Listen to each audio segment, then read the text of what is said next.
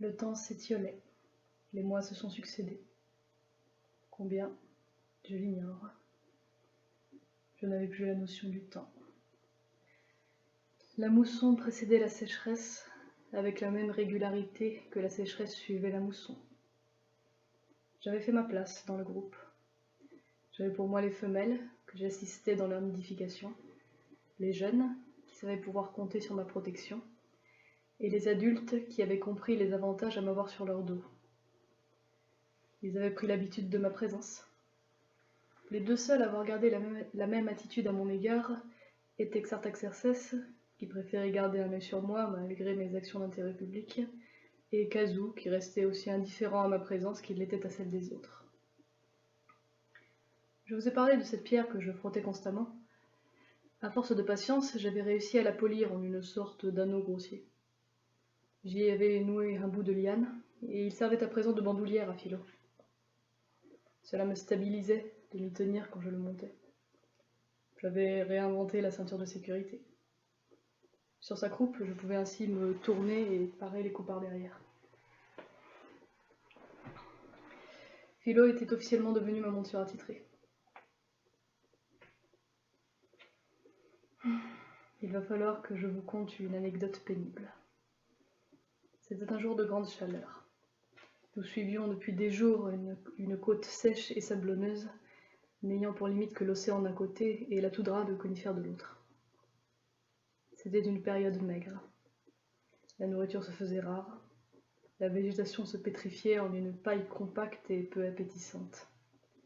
Le terrain que nous traversions s'était dépeuplé de ses occupants. La faim obligeait les herbivores sédentaires à migrer et les carnivores territoriaux à les suivre. Les iguanodons ne sont pas regardants, mais la disette les touchait avec la même impartialité que leurs pareils. Nous ne nous arrêtions plus. Pour moi aussi, les temps étaient durs.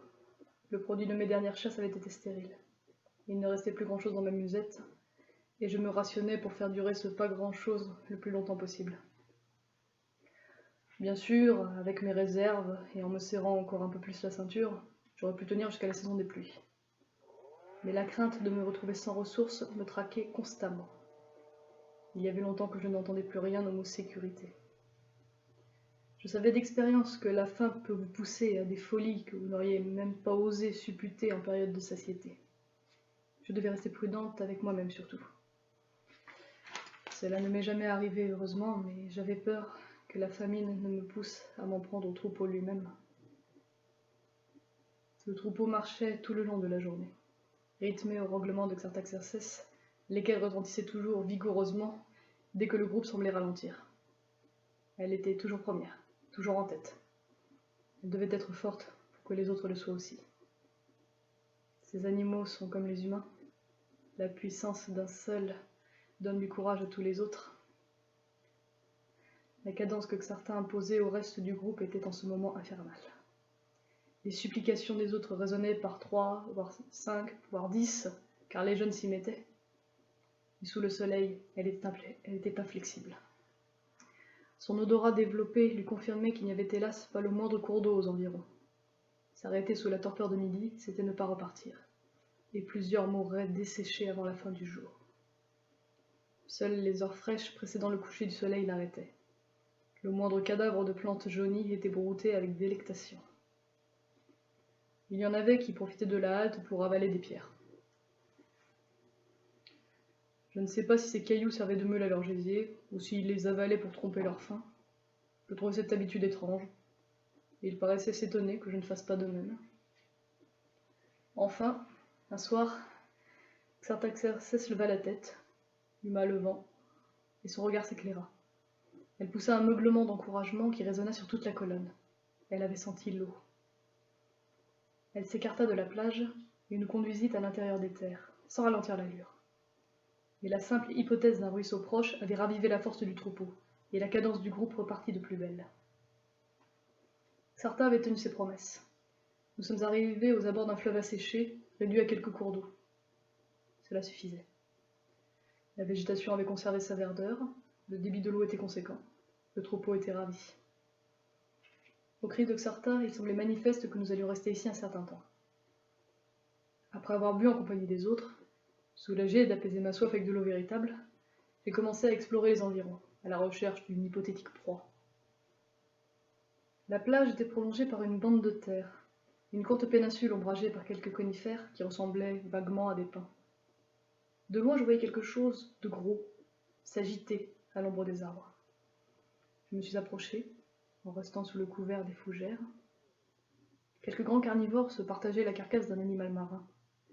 C'était une bête échouée, un gigantesque animal doté d'une gueule démesurée. On aurait dit un crocodile géant, avec des nageoires à la place des pattes. Peut-être le fameux Liopleurodon dont je vous ai déjà parlé.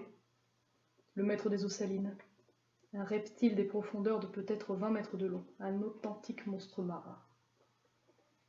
La moitié de son corps était encore immergé, mais le bouillonnement qui remontait à la surface laissait deviner le chahut des poissons de roche et de la bacchanale qui devait mener ici-dessous. Sur la terre, 3 grands prédateurs se gobergeaient sur le flanc du géant, un groupe de raptors s'était joint au festin, plusieurs petits animaux zigzaguaient entre les pattes des carnassiers, récupérant à la sauvette les miettes du repas. Les mégalosaures et les petits apéjaras se coudoyaient sans se regarder. Pour un tel morceau, les règles élémentaires du code de prise de charognard étaient abolies. Nul besoin de marquer sa proie, il était même inutile de la défendre. Les préséances, l'ordre d'âge même n'avait plus cours, c'était bombance. Il n'était pas nécessaire de se disputer pour une proie qui garantissait à elle seule la satiété de tous les carnivores de la région. Il n'y aura pas de risque tant qu'on n'en verra pas les os. Je me suis approchée en tapinois, bien décidée à retirer aussi une part du butin. Une telle aubaine est si rare qu'il aurait été sot de la laisser passer. Les convives de ce féroce banquet étaient massés sur le côté droit de l'animal, le plus émergé. J'ai fait un grand tour pour gagner le flanc gauche, sans me faire remarquer. Même si ces affamés en avaient pour un bout de temps, je préférais jouer la sûreté. J'avais beau me nourrir de viande, je ne me suis jamais vue comme étant de parenté avec ces reptiles. Ces mâchoires claquantes qui déchiraient violemment les chairs du géant me faisaient frémir. Je me suis donc approchée prudemment. Je me suis glissée derrière le côté de la tête pour ne pas me faire voir des carnassiers. Je crois qu'ils étaient trop occupés pour faire attention à moi. En me baissant un peu, afin de me cacher derrière la nuque de Liopleurodon, je rencontrai son œil éteint, couvert d'une taie blanche, un œil mort. J'ai eu une drôle d'impression. Je revis vaguement ma rencontre avec Ornithokérus quelque temps plus tôt.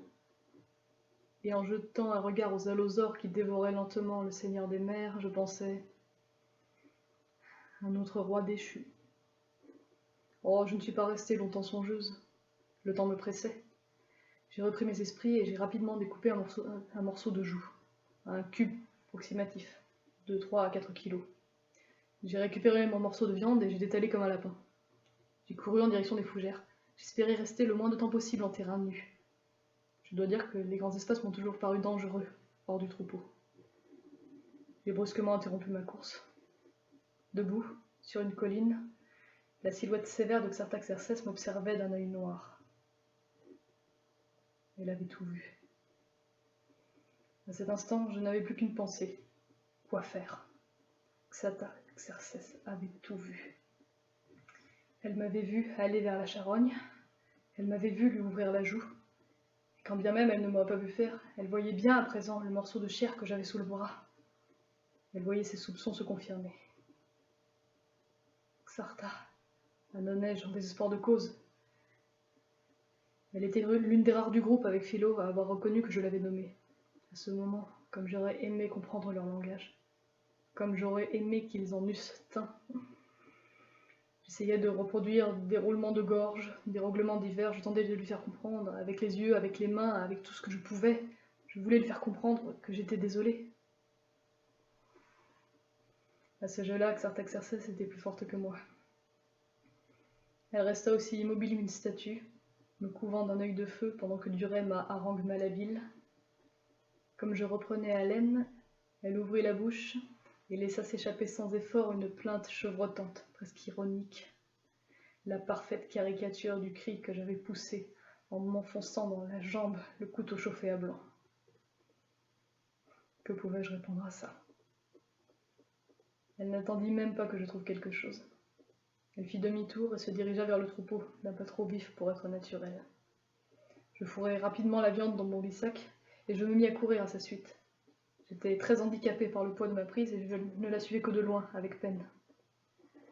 Dès qu'elle fut en vue du troupeau, elle poussa le signal du départ, d'un cri sans réplique. Malgré l'étonnement général, tous la suivirent. Philo, qui me voyait de loin, eut un cri pour m'appeler. Xartha le renvoya en tête de colonne, d'un coup de main sur le flanc. Il me jeta encore un regard et suivit Xartaxerxès vers le bout du troupeau. En marchant, Xartha allait de plus en plus vivement et ne cessait de rogler sévèrement à l'adresse des autres, ce cri qui signifie aussi bien en avant que plus vite. J'avais du mal à les suivre. La bandoulière de mon sac me sciait l'épaule.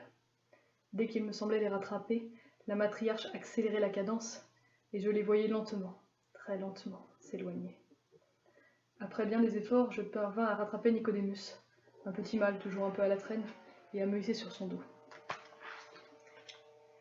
Plus rien ne serait pareil désormais.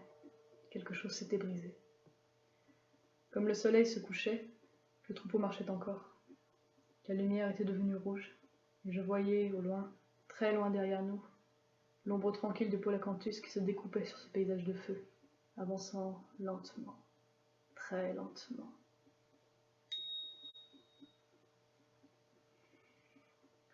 Le temps fut mauvais. La mousson revint, et avec elle de violents orages.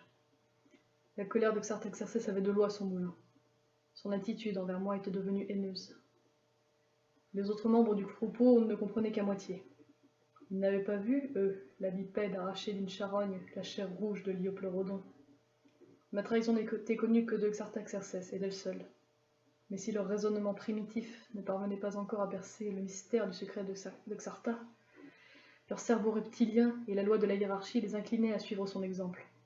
Si elle le faisait, il la fallait suivre. Je vous l'ai déjà dit, une personnalité forte suffit à imprimer la marche à suivre à tout un groupe. Bon, ne croyez pas que ce soit l'apanage des iguanodons ou des moutons. On en trouve tant d'exemples dans notre propre race. Peu à peu, tous se rangèrent de l'avis de la matriarche. J'étais officiellement reconnue étrangère. Heureusement que Xartaxerxès était la seule à connaître mon état carnassier. Le manque de moyens communicatifs entre les différents membres du troupeau me servait en cela. Je n'imagine pas quelle aurait été leur réaction si elle avait pu les mettre au courant de l'une ou l'autre manière. Tous ne me montrèrent pas son mépris, loin s'en faut. Elle fut d'ailleurs longtemps la seule à le faire. S'ils n'avaient pas beaucoup de vocabulaire propre, ils étaient très observateurs. Témoin ma première altercation avec le raptor. J'avais pris l'habitude de me servir de ma courte lance pour aider mes compagnons de voyage à atteindre les feuilles trop élevées, en me mettant sur un monticule et en abaissant les branches. Quelques jours après l'événement susdit, je rejoignis Xartaxerxès qui était à ce moment en train de mâcher des jeunes rameaux de conifères. J'avisai une branche, particulièrement fournie en bourgeons. Je montai sur un rocher et penchai la branche vers elle à l'aide de ma lance. J'espérais un début de réconciliation. Elle me toisa d'un œil sévère, souffla un peu et m'envoya à terre d'une claque avec le plat de la main. J'ai roulé dans la poussière. En me relevant, je sentis qu'elle m'avait cassé au moins une côte. Face à un animal de 7 mètres de haut, j'étais même étonné de ne pas avoir subi plus de dégâts. Mais ce n'était pas cela qui me chagrinait. Elle avait la main trop grande, ou j'avais la taille trop mince. Mais si j'avais été à peine plus large, l'éperon corné de son pouce m'aurait éventré. Les autres l'avaient vu faire. Elle m'avait frappé l'ergot en avant. Elle me traitait en ennemi. C'est cet épisode, je crois, qui détermina leur changement d'attitude à mon égard. Ils se mirent à se détourner de moi. Certains, comme Rouge ou Caraya, ne manquaient pas de m'envoyer à la figure un souffle de mépris quand ils en avaient l'occasion. Xartha était la seule à jamais lever la main sur moi, mais quelques-uns la suivaient ouvertement. La majorité du troupeau se mit à m'ignorer. Yggdrasil, Pasi, Grand Noir, Carcara, Naquin-œil se détournaient sur mon passage. Les femelles écartaient de mon entourage leurs petits déconcertés. Même Hora s'était mise à empêcher Thrill de m'approcher. J'aimais beaucoup Thrill, et il venait chercher auprès de moi l'attention qu'il ne trouvait pas chez sa mère. J'étais très peinée de voir Hora éloignée de moi. Philo est le seul qui me soit resté fidèle. Encore il dut en pâtir. Quand Xartha me voyait sur son dos, depuis le coup que j'avais reçu d'elle, je montais souvent Philo en attendant que mes côtes se ressoudent. Elle lui envoyait un roulement de gorge qui semblait très railleur. Et comme je persistais à dormir contre son flanc, il eut à subir les remontrances et les quolibets de Maha, Grand Noir et Caraya. Seul Kazo restait indifférent. Parfois, il levait un peu la tête, quand Rouge me soufflait au visage, d'un air de se demander « Tu vois, à quoi ça rime ?» Puis il balançait la tête, n'ayant pas l'habitude de hausser les épaules, et il continuait son chemin. Je voyais de jour en jour leur estime diminuer. Nous eûmes à subir plusieurs attaques, et Philos fut le seul à m'attendre pour me prêter sa croupe. Il n'avait plus confiance en moi. À la chaleur étouffante succédaient des averses torrentielles.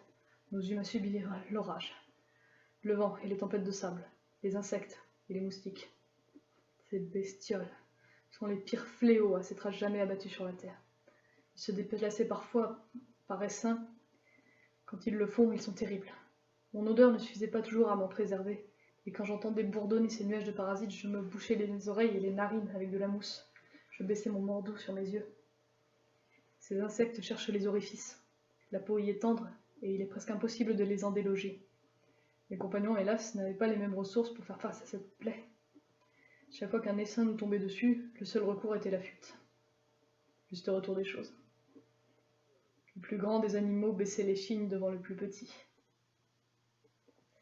À chaque nouvelle épreuve, chaque nouveau malheur qui nous arrivait, il me semblait que certains se tournaient vers moi pour m'en faire le reproche. L'aversion du troupeau pour la bipède semblait aller croissant. Ah oui, le temps fut bien mauvais. Ne croyez pas que je leur en voulus. Dans leur logique, c'était évident. Et j'avais passé trop de temps à leur côté pour ne pas accepter cette logique. Mais je ne peux pas dire que cela m'était indifférent. Un jour, je m'étais éloigné du troupeau pour explorer les environs de notre position actuelle, la recherche de nourriture, car vous pensez bien que la viande du monstre marin n'allait pas me rassasier éternellement. Je découvris une place au pied de hautes falaises rocheuses, au centre de laquelle se trouvait un cercle noir. À quatre pattes, je tâtais et reniflais avec précaution cette poussière sombre de la cendre de bois. Quelqu'un avait fait du feu ici. Je reculais d'un sursaut et regardais anxieusement autour de moi. Personne. Je passai ma main sur le tapis de suie. Il était bien incrusté dans le sol. Ce charbon ne datait pas d'hier. C'était un foyer vieux de quelques années au moins. Mais sur la roche et l'enclave où il se trouvait, la pluie n'avait pas réussi à l'éparpiller et il avait tatoué la pierre d'une grande marque ronde. Je regardais de nouveau les falaises et je tombais à genoux, avec un grand pincement au cœur. Une île. Depuis le temps que le troupeau suivait les plages, toujours dans le même sens. Nous étions sur une gigantesque île. Gigantesque. Plus encore. Un petit continent. La preuve en était faite. J'étais sur une des îles de l'ancienne Europe. Cela vous surprendra, mais cette découverte ne me ravit nullement. Cela ne me faisait plus ni chaud ni froid. Il y avait longtemps que la curiosité scientifique me paraissait une occupation futile. En fait, cela me rendait un peu triste. Pendant un instant, j'avais cru. Avec beaucoup de peine, j'ai quitté la place, non sans jeter un dernier regard à l'endroit où j'avais fait brûler la peau d'Allosaure, autrefois, il y a si longtemps.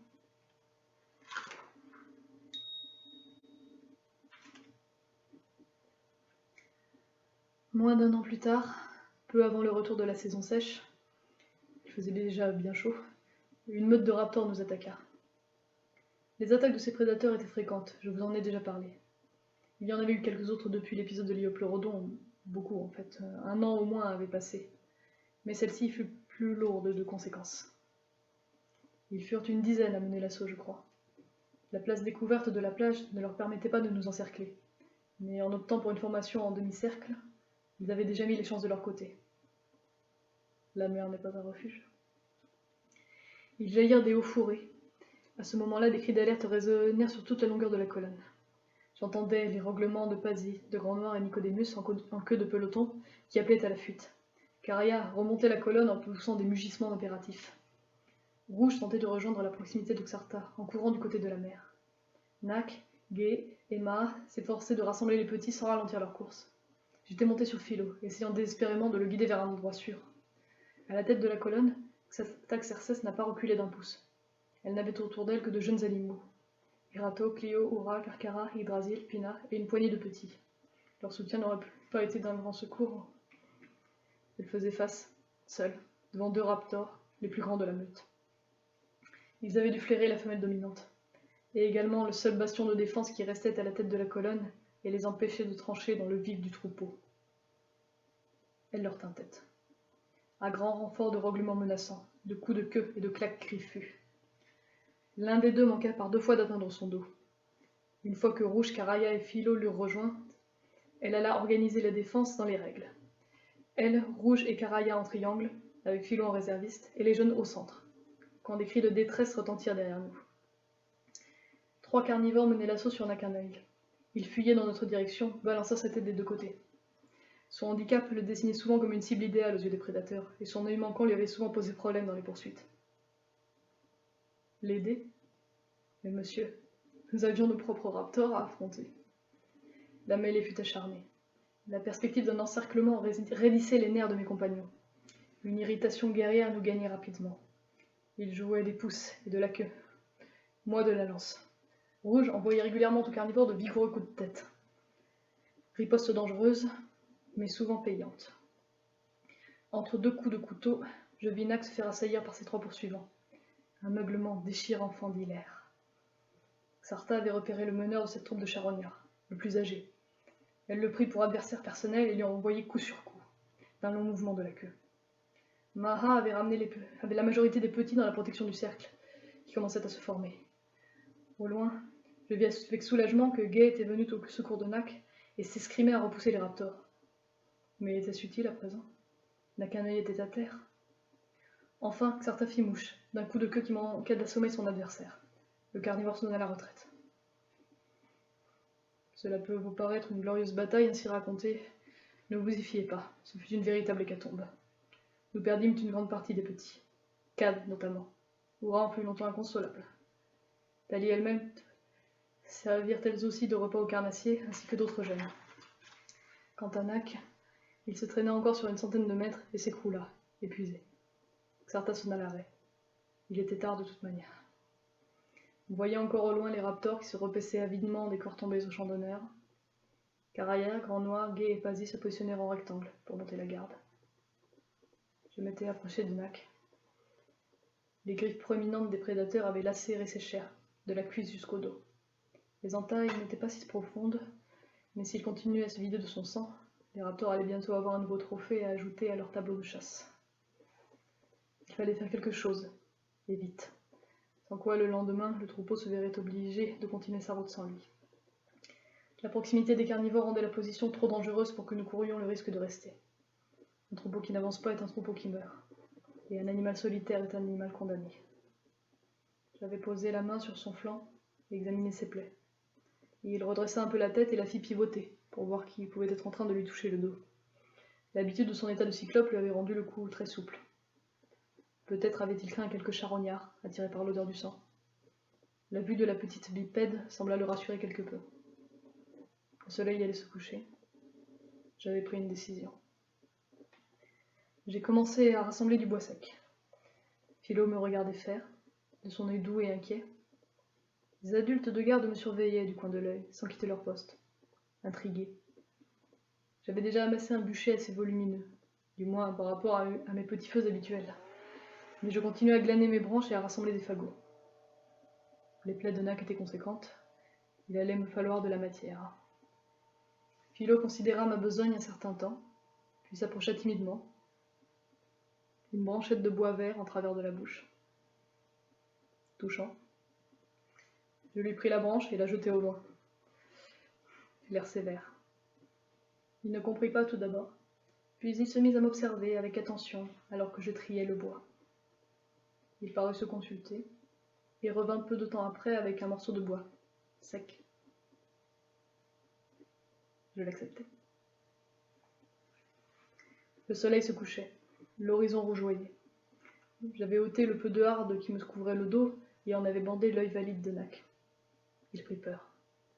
Je m'efforçai de le calmer, en lui caressant le nez et claquant de la langue, Quand il parut un peu apaisé, je lui bouchai les naseaux avec de la mousse fraîche. Cela ne dut pas beaucoup l'empêcher de respirer car il ne parut pas s'en apercevoir. Et avant de l'oublier, je fis une rapide entaille dans le tronc d'un conifère. Je fis signe à Philo d'approcher. Il vint. Je le conduisis derrière le corps couché de Nak, et je positionnai méthodiquement ses mains sur le flanc du borgne, en lui faisant signe de ne plus le lâcher. Nakanoï poussa un roglement interrogateur, rauque et un peu inquiet. Philo lui répondit, et il parut plus confiant. Commençait à frotter de bâtons. Au sommet d'une colline proche, je voyais la silhouette massive de Xartaxerxès qui considérait gravement la scène. Les premières odeurs de fumée firent planer une vague de peur sur le troupeau.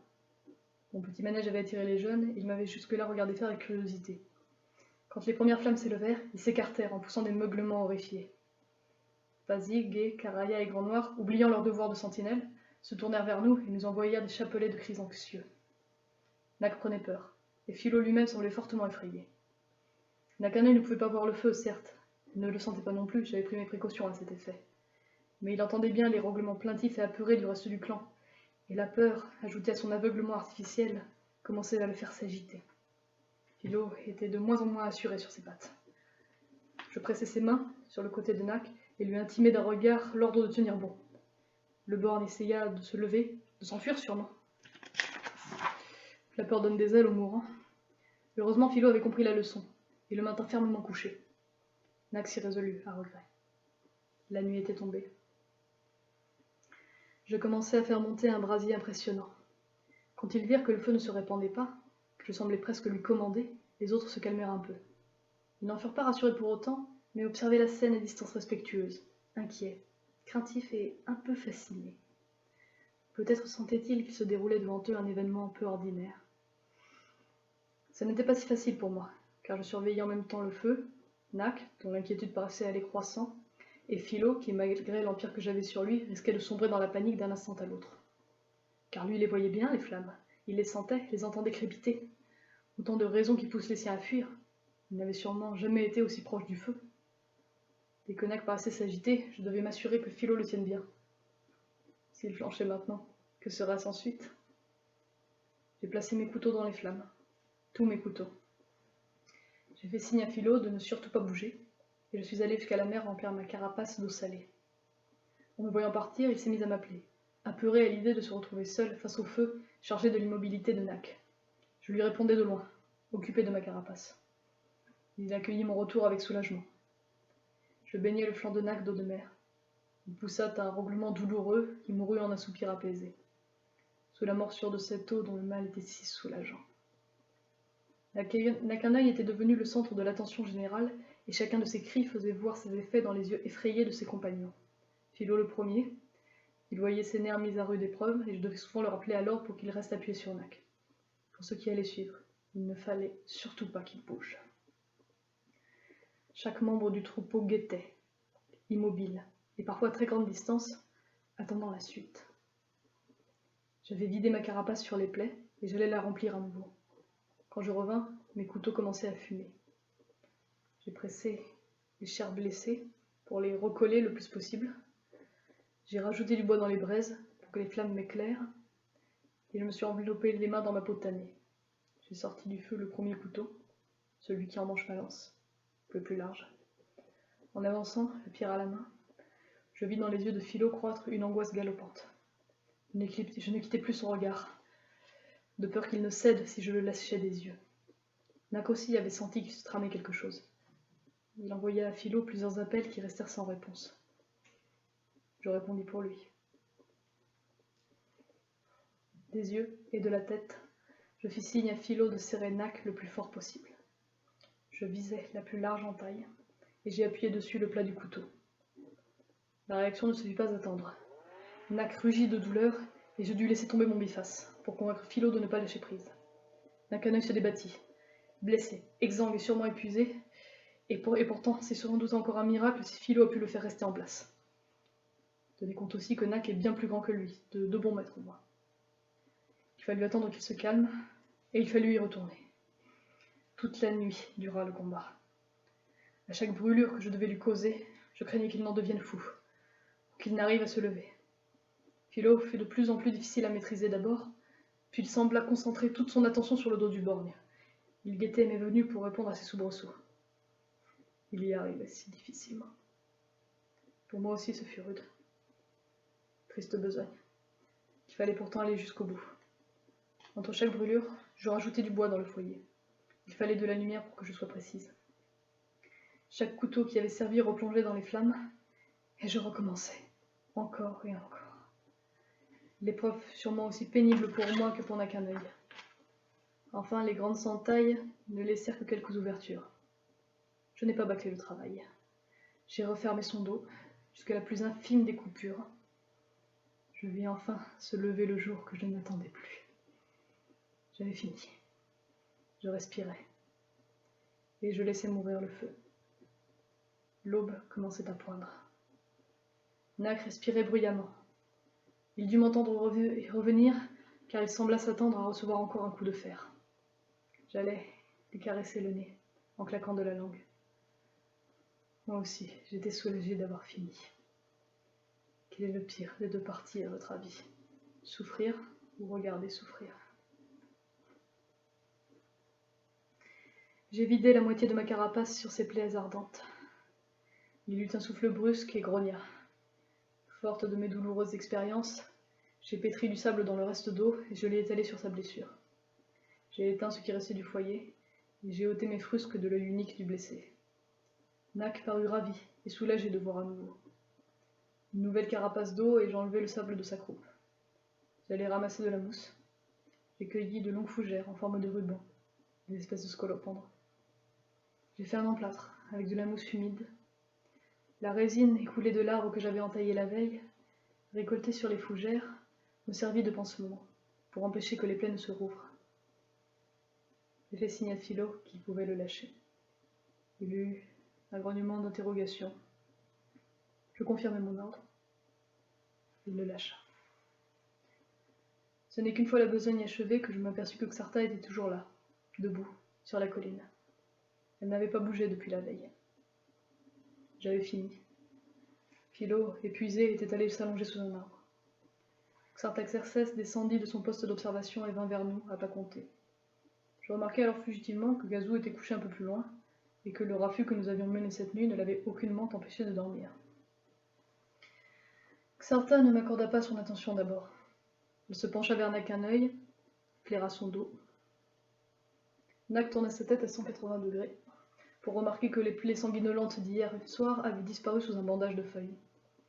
Xartaxerxès lui envoya un regard que je ne vis pas, étant dans son dos, auquel Nac répondit par un cri faible et plaintif. Elle le flaira à nouveau, et se tourna vers moi. Elle me considéra gravement, longtemps.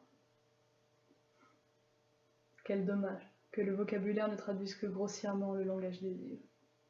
Ce que j'ai vu dans ses yeux tiendrait dans un livre, et croyez-moi, Xartha avait de la plume. Enfin, elle me flaira un peu, souffla, rogla sans complaisance, ni ressentiment, et se dirigea vers la plage. Voyant que personne ne la suivait, elle appela. Nac lui répondit. Il se leva péniblement et se mit à marcher lentement vers elle. Le reste du troupeau suivit. Et Gazou, à l'appel du départ, ouvrit un œil, parut penser « Tiens, déjà », puis se leva sans hâte et nous suivit, tout doucement.